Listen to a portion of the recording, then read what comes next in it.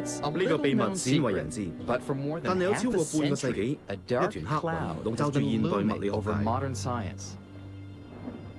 問題在於，我哋對宇宙嘅理解奠基於兩套唔同嘅理解，一套係愛因斯坦嘅廣義相對論。呢套理論幫我哋了解宇宙最大嘅物質，例如係星體同埋星系。但係宇宙最微細嘅物質，原子同亞原子粒子，就要從另一套完全唔同嘅定律嚟量子力學。呢兩套定律喺各自嘅範疇都非常準確，但係每次我哋嘗試合併兩者，去探究一啲宇宙最深奧嘅奧秘，都係失敗收場。以宇宙誕生為例，大爆炸。喺嗰一刻，小小嘅一點發生猛烈嘅爆發。喺爆炸之後嘅140億年，宇宙不斷膨脹、流強，形成我哋而家見到嘅星體、星系同埋行星。但係，如果將宇宙誕生嘅片段倒播，原本分裂四散嘅物質再次聚合。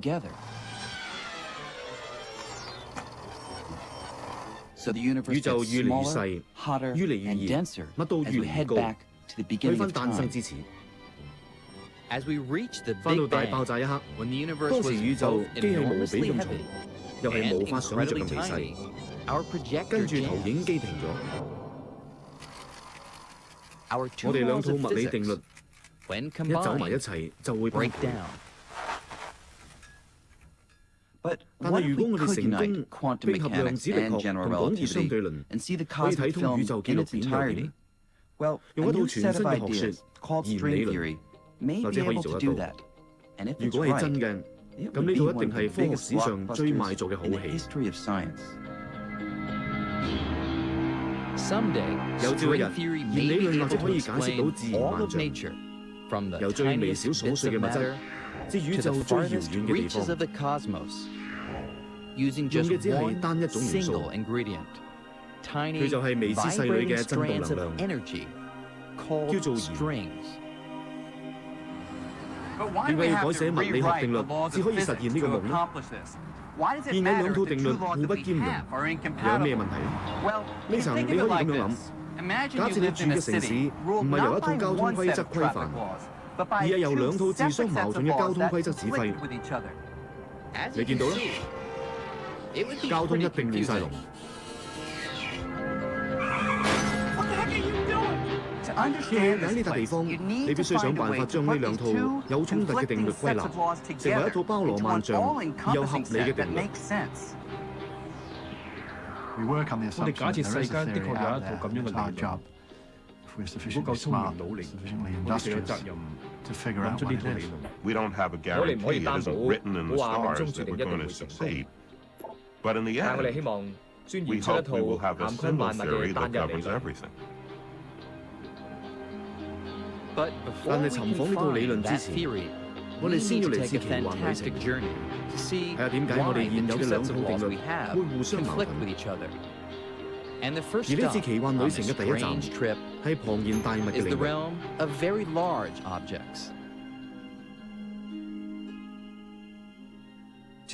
要描述宇宙大規模層面嘅現象，我哋用嘅係愛因斯坦嘅廣義相對論，係解釋引力運作嘅理論。廣義相對論描繪嘅空間有啲似一張彈床，光滑嘅表面受星體同行星之類嘅重物所壓，而扭曲同擴張。根據套理論，呢啲曲線同波紋造成我哋感受到嘅引力。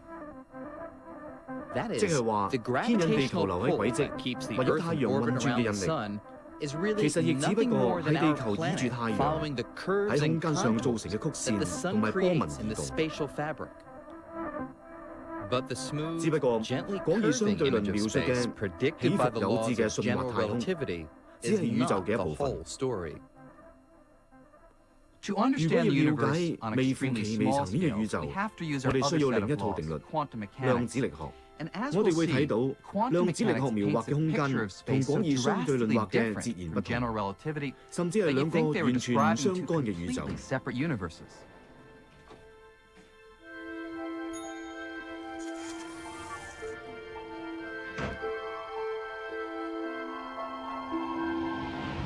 要探究廣義相對論同量子力學嘅矛盾，我哋要將自己縮細、縮到有咁細得咁細。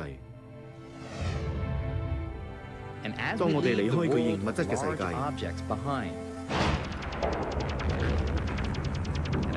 接近微妙領域嘅時候，大家熟悉嘅空間，即係萬物有規有矩咁活動嘅世界，逐漸被一個架構冇咁穩定嘅世界取代。我哋一路縮細，縮細好幾十億、好幾百億倍，仲細過最微細嘅物質，即係原子同原子內嘅微細粒子。描述微觀宇宙定律嘅量子力學指出呢度嘅空間會變得好波動同混亂。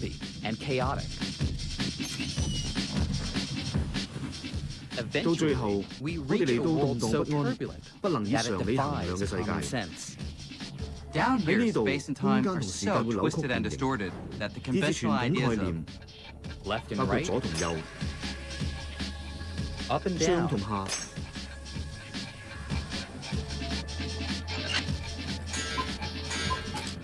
甚至係之前同之後都完全崩潰。根本冇辦法講實我喺呢度。喺呢度，抑或同時喺兩度，又或者我嚟到呢度之前已經嚟到呢度。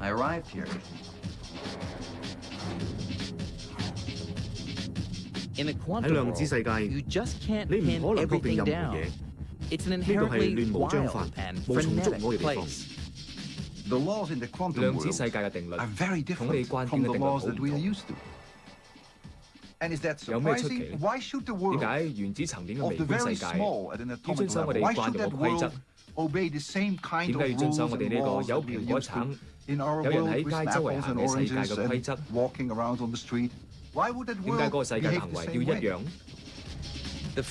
量子力學定律預測嘅時空躁動不安，而且動盪不息。同廣義相對論描述嘅平順、有秩序、幾何無形式嘅時空有直接矛盾，完全唔協調。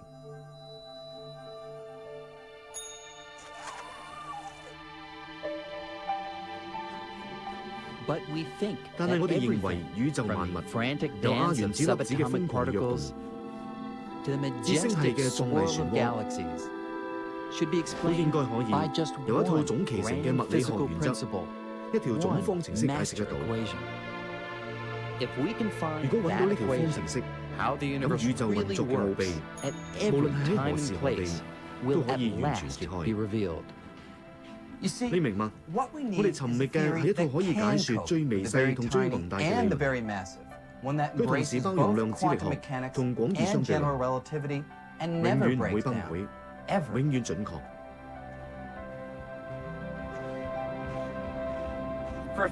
對物理學家嚟講，諗一套統一廣義相對論同量子力學嘅理論係神聖嘅工作，因為諗得到就可以用單一數學理論去描述規範整個宇宙嘅所有力量。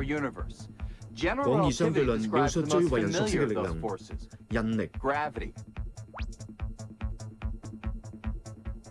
而量子力學就描述另外三種力，一種係強核力。呢一種力喺原子裏邊負責將質子同中子黐實。另一種係電磁力，佢會產生光、電同埋磁吸力。仲有就係弱核力，呢種係導致放射性衰變嘅力。宇宙間每一件事，由原子嘅分裂至到星體誕生，都不外乎係呢四種力同物質產生作用嘅結果。愛因斯坦喺佢人生最後30年，苦苦思索，要用一套理論描述所有自然力量。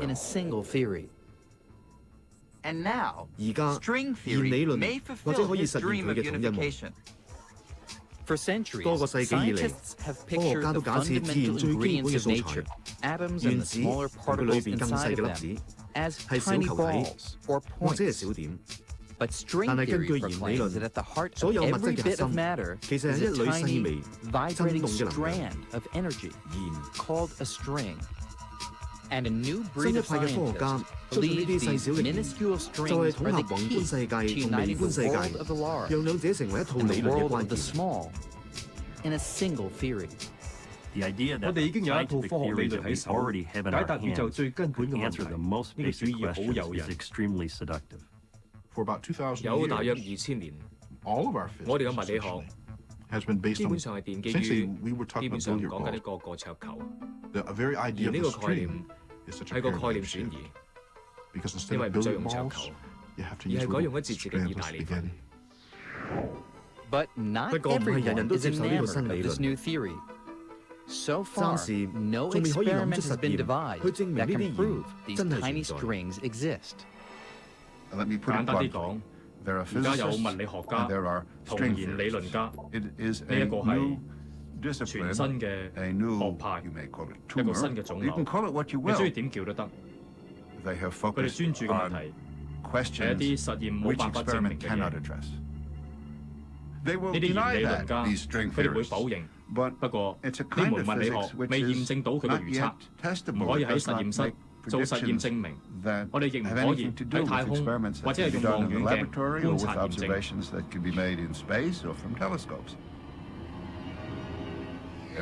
我自細受嘅教育令我相信物理係一門實驗科學，根據實驗結果做判斷。係天文學嘅話，就經觀察定斷。一開始，好多科學家已經覺得弦理論遠離現實。呢套理論嘅演進過程亦峰迴路轉，充滿機緣巧合，所以更加令人覺得唔可信。就連佢嘅誕生過程都變成一個神話。聽講係咁嘅。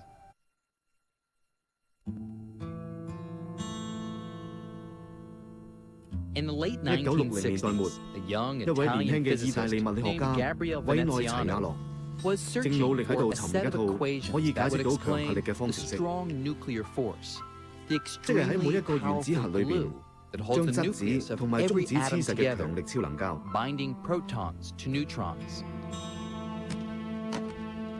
據古仔講，佢有一日無意中發現一本封塵嘅數學歷史書，書裏邊有條喺200年前由瑞士數學家歐勒率斯寫成嘅方程式。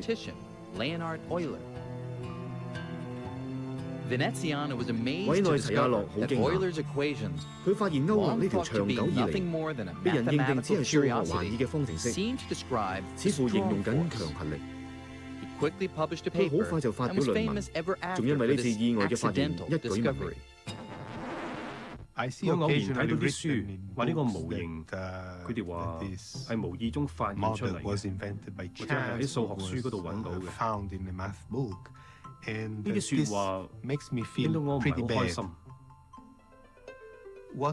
因為我覺得正確啲講，呢個函數係鑽研多年嘅成果。我哋只係無意中發現弦理論。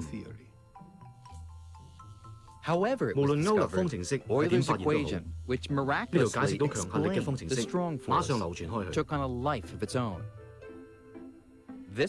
由此就誕生咗弦理論。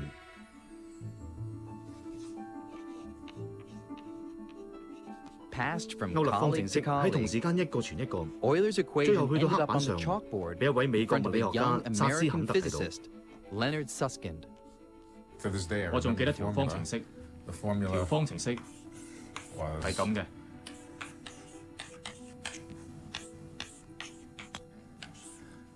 我望住佢同自己話：佢咁簡單，連我都諗得出啦。薩斯坎德於是匿埋喺閣樓推敲研究，佢明白呢條古老方程式係用數學方法描述強核力，但係喺抽象嘅符號下邊，佢隱約見到一啲新意。我抽佢出嚟，深入咁研究。我坐喺閣樓度，斷斷續續諗咗2個月。我首先睇出嚟嘅一點係佢描述咗一種粒子，粒子有內在結構，可以震動，可以做嘢，唔單止只係一個質點。我開始醒悟，方程式描述嘅其實係弦，有彈性嘅弦，好似橡筋咁，或者剪成兩半嘅橡筋。呢條橡筋唔止可以伸同埋縮，仲會扭動。無巧不成話，同呢條方程式完全吻合。當時我好肯定，世上只有我知道呢一件事。薩斯坎德撰文論述佢嘅發現，介紹呢套革命性嘅弦理論。不過佢篇論文公開之前，要先經一個專家小組評核審批。我相信評審結果翻嚟會話，薩斯坎德係新一代愛因斯坦，或者係新一代牛頓。點知結果話呢份論文唔係好好，大概唔應該發表。我當堂由凳跌咗落嚟，我好低落，好唔開心，好傷心難過，而且精神崩潰。結果我翻屋企飲個爛醉。薩斯坎德因為佢套偏鋒理論被拒而借酒消愁，弦理論睇嚟要無疾而終。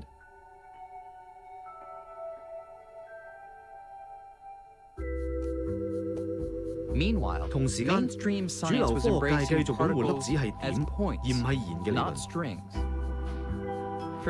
幾十年嚟，物理學家一直不停探索微觀粒子行為，將呢啲粒子以高速碰撞，研究佢哋相撞嘅後果。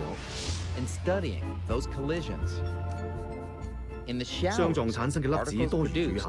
科學家發現，自然界比佢哋想象中豐富好多。每個月都會發現新嘅粒子 ，Rose 介子、Omega 超子、B 粒子、B1 粒子、B2 粒子、Phi 同 Omega。現有個字母表根本就完全唔夠用，簡直係粒子種類大膨脹。當時研究生會喺物理學系大樓嘅走廊大叫，話發現另一種粒子同理論十分吻合，大家都好興奮。喺呢個新粒子樂園裏邊，科學家唔止發現咗構成物質嘅組件，弦理論進步人哋。物理學家另外作出驚人奇特嘅預測，就係自然力量一樣可以用粒子嚟解釋。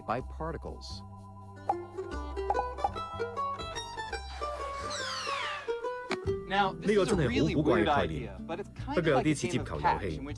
遊戲中雙方好似我同我就係物質嘅粒子，俾我哋掟嚟掟去嘅波就係力嘅粒子。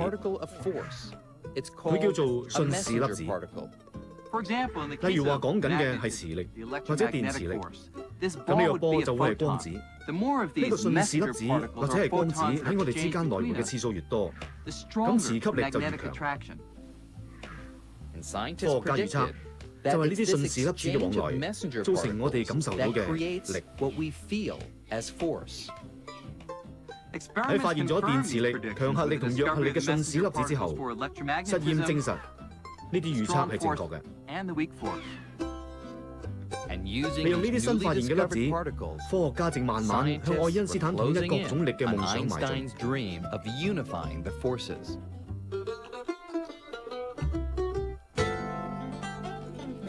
粒子物理學家推斷，如果我哋將宇宙演進嘅片段倒帶翻去大爆炸剛過嘅一刻，大約140億年前，當時宇宙比而家熱萬億度。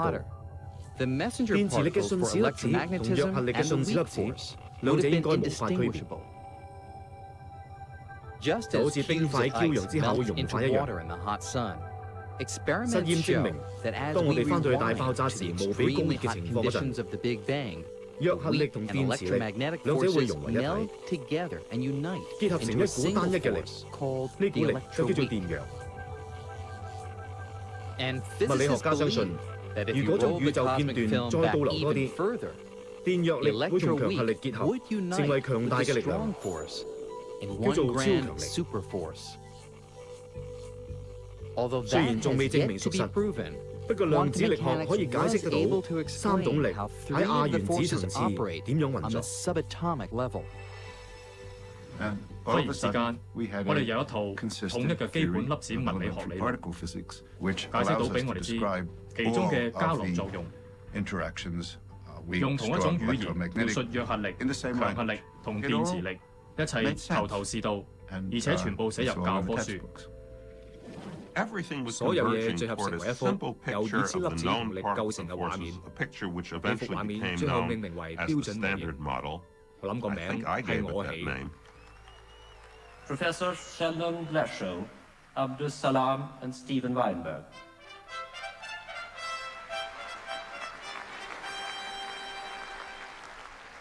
標準模型嘅發明者，包括發明個名同套理論嘅，都成為科學界嘅大紅人，一次又一次獲頒諾貝爾獎。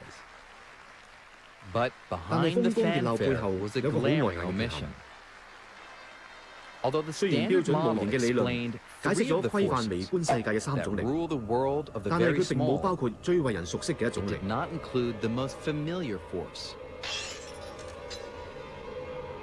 引力。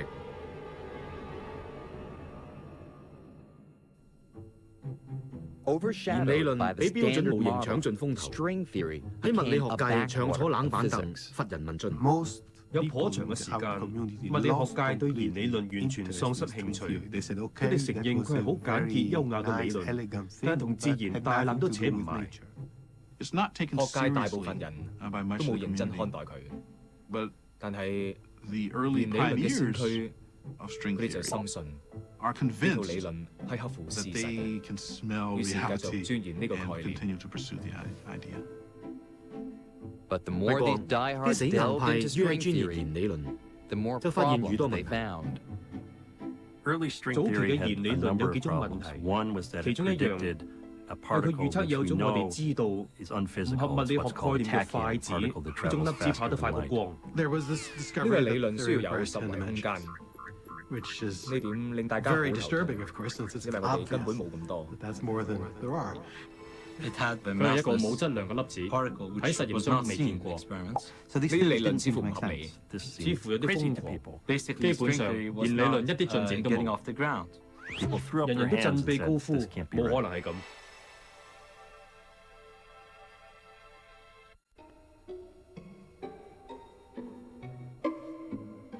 至1973年，只有寥寥幾個物理學家仍然同弦理論隱晦嘅方程式糾纏。其中一個係斯亞茨，佢忙於拆解弦理論嘅眾多問題，當中包括一枚冇質量嘅神秘粒子，理論話佢存在，但係自然界從未見過。另外仲有各種嘅異常，或者係數學矛盾。我哋花咗好長時間去調整套理論，我哋咩方法都試過，將佢變到四維，整嗰啲無質量粒子、快子之類，但係結果都係冇法令人信服。有4年，斯亞茨努力馴服弦理論不受駕馭嘅方程式，變更、調整、結合、再結合，試盡各種方法，冇一樣行得通。當佢想放棄弦理論嘅一刻，斯亞茨突然靈機一觸，或者佢嘅方程式係描述緊引力，但係咁即係要重新考慮呢啲微細能量點嘅大細。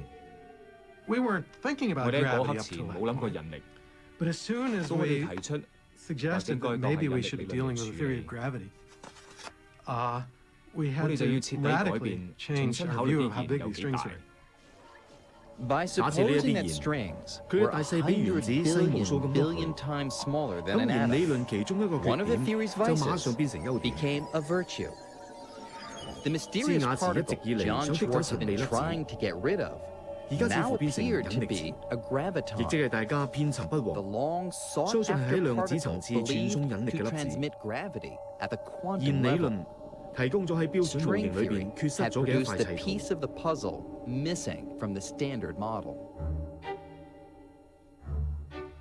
斯亞茨申請發表佢呢套突破性嘅新理論，描述引力喺亞原子世界嘅活動。我哋覺得好明顯，呢套理論係啱嘅，但係科學界完全冇反應。弦理論再一次受挫，遇唔到知音。但係斯亞茨並冇氣餒，佢已經窺見聖杯嘅所在，